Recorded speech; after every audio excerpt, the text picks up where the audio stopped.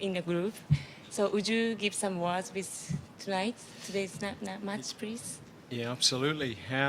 Firstly, just a massive thank you to the crowd here in Montreal. That was fantastic, and I know the girls. I mean, that's the stuff you dream of as a player, to go and play in front of that sort of atmosphere. They were unbelievable tonight, and I think certainly fired the girls up to go out there and do what they could. And if that's the sort of support we're going to get in the tournament, you know, this team will just keep fighting. And you know, I think apart from the game, the Dutch were pretty good tonight. The front four were good as we expected. I think our back four were pretty resolute at times, and you know, from an attacking perspective, I think Canada, with their young players out there, combining with some of the senior players, put on a good show for the Montreal crowd. So all in all, top of the group, 5 points. We're off on the West Coast. This was the plan. We'd love to have 9. We'd love to have another 3 points in the bag, but job done. We're happy. Thank you very much.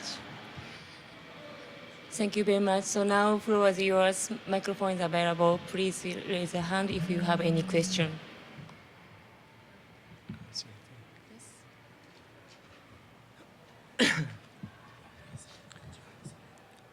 Coach Graham Parker, ESPN.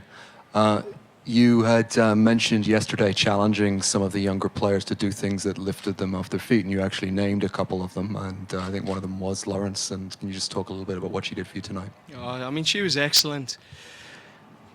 I'm really proud of those young players. I mean, to go out in front of that sort of atmosphere, you know, you either sink or swim, and those girls are swimming. It's lovely to see. I mean, that's the future on display. You think that those kids have probably got another 4 World Cups in them. I mean, it's great to see. And I thought Lawrence particularly, I mean, she's been lighting it up in the midfield. It's, you know, a little bit of pace and just that composure to finish that goal. I mean, the first game, you see, she snapped at a couple in the China game, and the composure there was there. So, and she had a few chances tonight. She certainly had the bit between her teeth. And you know, we keep saying to the younger players, look, you're at the World Cup, probably won't come back in your lifetime. We showed them a few clips on Paul Gascoigne in the 1990 World Cup to just show what one player can do to a team, and what it can do to the feeling in a team. And those kids, I think, really went for it tonight, and it was exciting to see. So hopefully they just keep getting better. The lady in the back, yes. John, you took Sophie Schmidt off earlier in the game. Just wondering if you could give us an update on her status. Yeah, I'm not sure about Sophie. Yeah, she went down pretty hard, and she went back out and signaled straight away she couldn't actually start generating any force. So she's on the treatment table. The good news for us is we've got a good recovery, you know, because we played the first round of games. We're lucky in that sense that we get a bigger recovery window than some of our opponents. So that's good news for us. We absolutely need that for Schmidt. You see how important she is to the team. She is able just to slow time down and keep things composed when we need it. And her and Lawrence have been a great little combination in there. Next question. Yes, gentleman. Yes.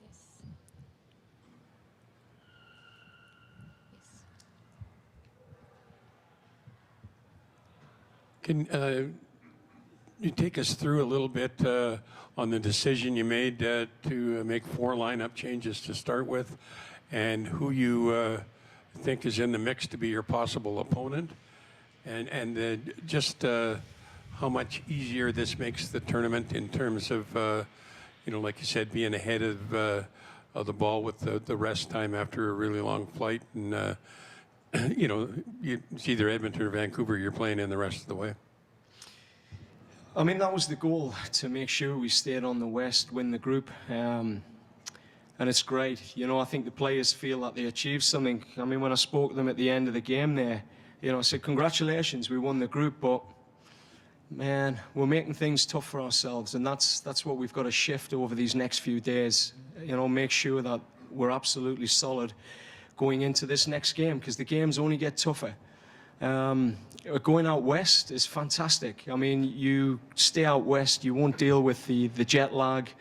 And for a lot of these girls, they see Vancouver as home. They've been training there for 2 years almost, and they just can't wait to get back out on the west. I mean, Montreal was fantastic tonight, and it was a real refresher for the group. It was wonderful. But they can't wait to play at BC Place as well, and I know that place will absolutely rock when we get there. Oh, the potential opponents. Well, it looked like anyone from group who finishes third. I mean, there was a bit of an argument that, you know, finishing second might put you in a better place, you know, because you were guaranteed either Switzerland or Ivory Coast. Not Ivory Coast, Cameroon. But now we could end up with either a Sweden, an Australia, a US, dare I say, or a Nigeria. But on the other side, there are some teams that are a little bit lighter in terms of their prowess in the rankings. So, you know, the goal was to finish top, and we'll see what the universe brings us. John, just to your right here, can you explain the substitutions in the 60th minute? What was the tactical sort of thinking there? Yeah, well, we're 1-0 up, and with the players that we had on, you know, Kyle and Fleming, you know, those players are pretty much attack-minded players, and we wanted to make sure that we shored up the midfield with Schmidt, got a little bit more weight in there, strength, and a midfield that thinks about defending as much as attacking. So that was the goal, to try and strengthen that midfield. The Dutch just got a little period of momentum where they were out-muscling us. Then we got the momentum back. Fleming started actually coming alive.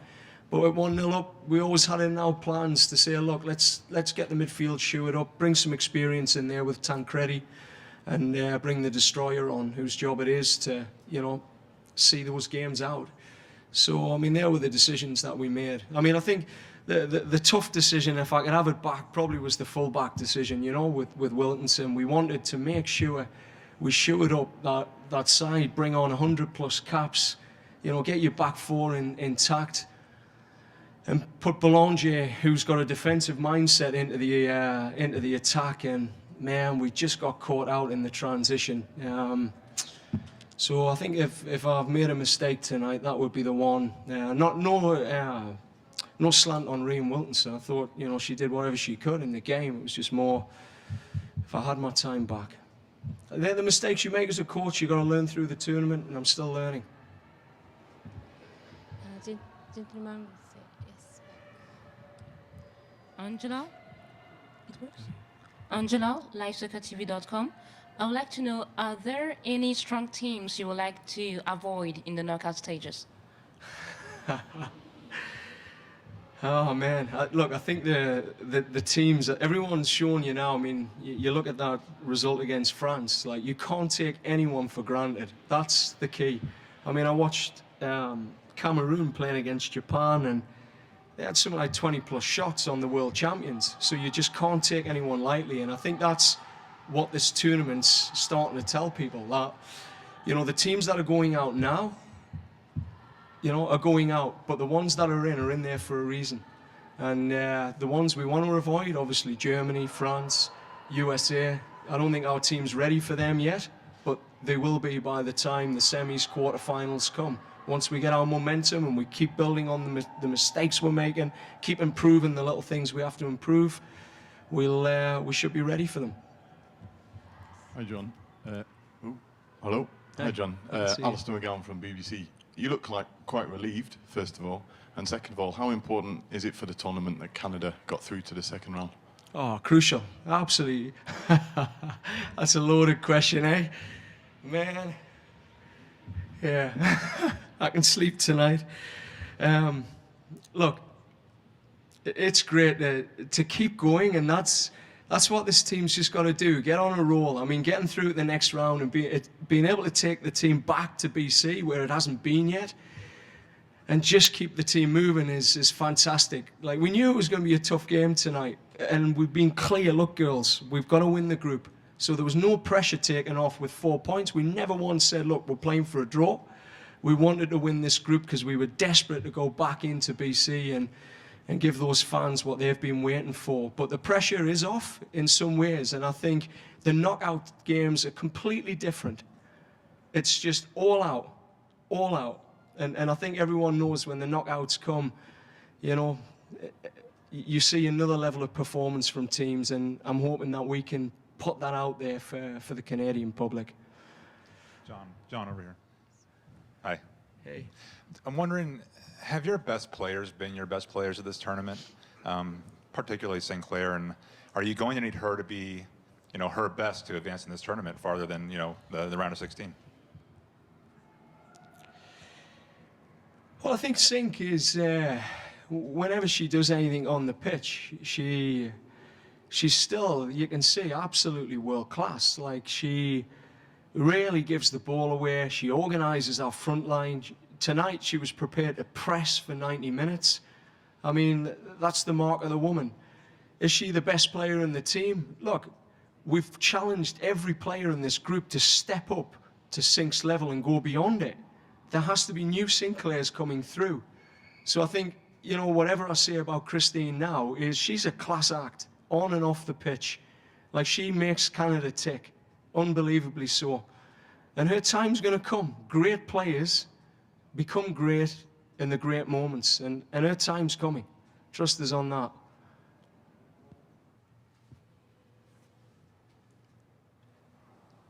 Next question.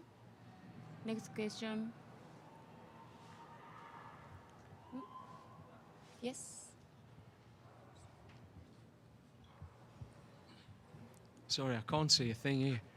Hi, John. Arcadio Marcuzzi from Journal Metro Montreal.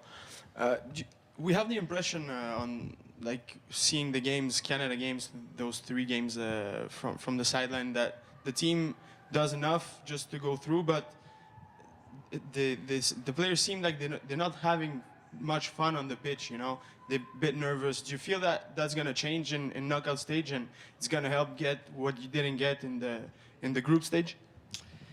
I think the team are having a great time. When you see 17-year-old kids, you know, trying to take people on, and 20-year-olds doing what they were doing. Young Adriana Leon looked like she was having a ball when she had the ball. Look, I'm not concerned about that. I think that's just a perception, and everyone's welcome to that perception. If that's how you perceive our team, fine. But internally, we're having a ball. I'm telling you that now. These girls are enjoying every second, and you wouldn't, yeah, if you've seen how excited they were coming into this game, they were pretty pumped. I mean, look at that first 20 minutes. Go back, watch the game, right? And you tell me if those players were playing scared, okay? You go and have a look at that. John, right behind him, right behind our card, right over here. If you could talk to me about Josée Bélanger, it was her game in Montreal today. A couple of years back, she wasn't sure she wanted to come back to the national team. What did you see in her that made you want to bring her back instead of taking a younger player? Man, I chased her for 2 years. I even came all the way up here to Quebec and went knocking on her door. I mean, look, with Bélanger, she has international pace. You can see that. And as an athlete, she is one of the most determined athletes I've seen. Like, she works very hard. But I think with José's selection, it just brought us the sort of pace that you need at this level. And both her and Chapman at fullback have shown that very few players can strip them. And I think with Bélanger, she gives us a bit of flexibility, because if Wilkinson starts her return to play, which started tonight, and that was really important. We wanted to get Wilkinson on the pitch because that was a forward-thinking thing. Because if you can get Wilkinson on the pitch, it gives us an option of Bélanger higher up the pitch.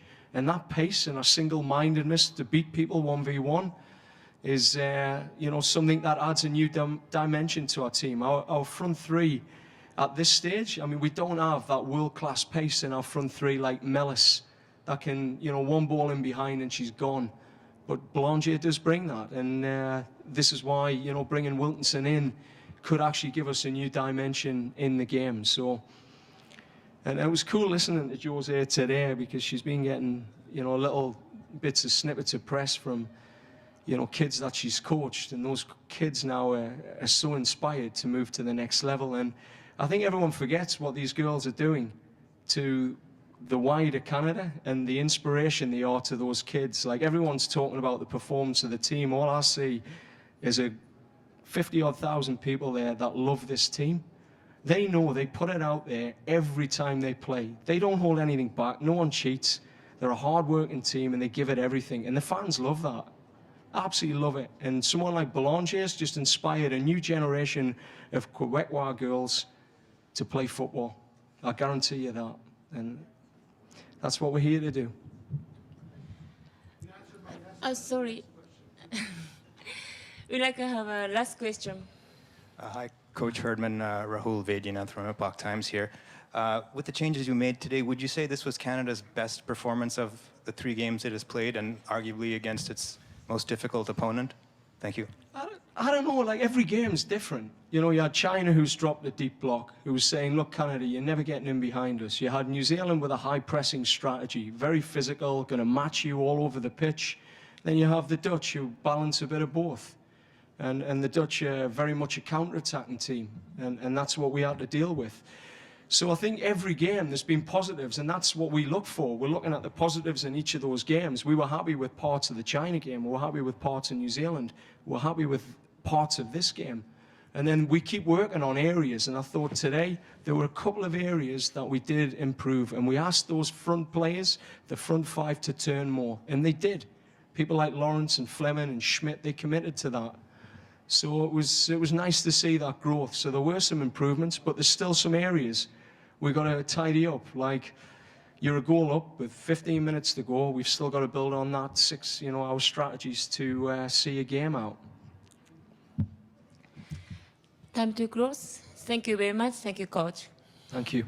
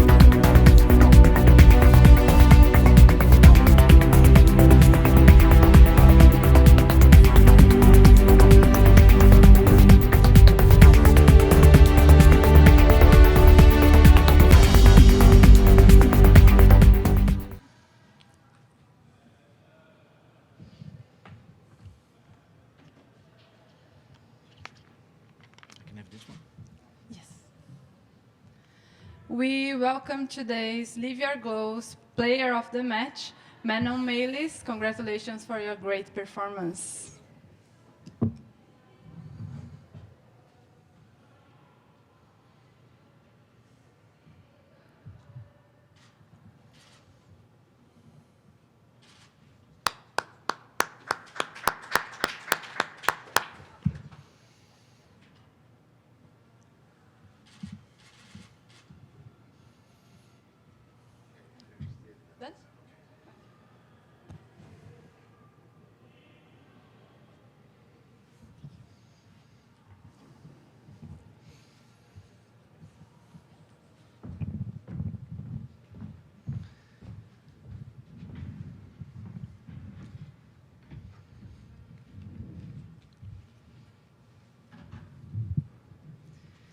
Good evening and welcome to the press conference with Team Netherlands. I'm happy to be here with the head coach Roger Reiners and the player Manon Melis. I would like to ask you, can you give us a comment about today's match? Yeah. Ik denk dat we goed begonnen aan de wedstrijd. Zelfs in de eerste fase. En dat doelpunt dat ze maken, dat komt uit een spelafvatting, een inworp. Daarna denk ik dat de ploeg vooral rustig blijft. En zeker in de eerste helft fases gewoon bovenliggend was. Wat ik vond is dat de eindpaas wat langer uitgesteld had kunnen worden. Daar kunnen we meer uithalen. Van de mogelijkheden die we kregen, daar hadden we meer kansen van kunnen en moeten maken. Daar hebben we het in de rust ook over gehad.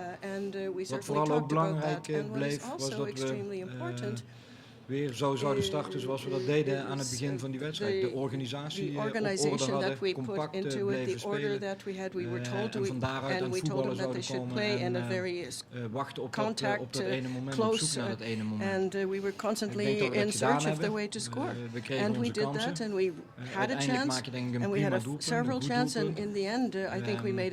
Dus ik denk al met al over het hele beeld van deze wedstrijd dat we een prima partij gespeeld hebben. Ik denk dat het een goede wedstrijd was van twee goede ploegen in een mooie atmosfeer, waarin we uiteindelijk at the end of the day, dat punt over de streep haalden. we did manage to get our points, so we now have 4 points. Is het kijken hoe het verder gaat lopen. I think we'll just have to wait and see what the future brings and how things will shift out in the future. Well, I guess you said quite a bit. I think that we did play a good match. Perhaps we began, we were a little tense, a little nervous, but after you know, we played a bit of a physical game, and the second half was perhaps a little less, but we played in a very organized fashion. Ja, echt heel terecht nog de 1-1 gemaakt in een van de laatste minuten. Thank goodness we were able to have a tie scored at the end. Okay, so now the floor is yours. If you have any questions, please raise your hand. Here.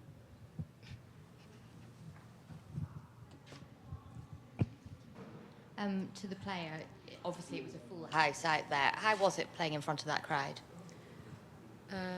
Yeah, it was great actually. We knew there should be a lot of people, but I think the atmosphere was great. They were not only cheering for Canada, I felt, but also cheering for us. Maybe there were also a lot of Dutch people in the crowd, but it was a really great feeling actually. It gave me a lot of energy.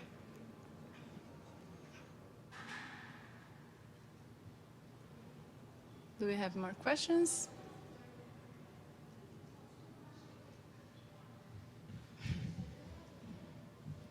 No?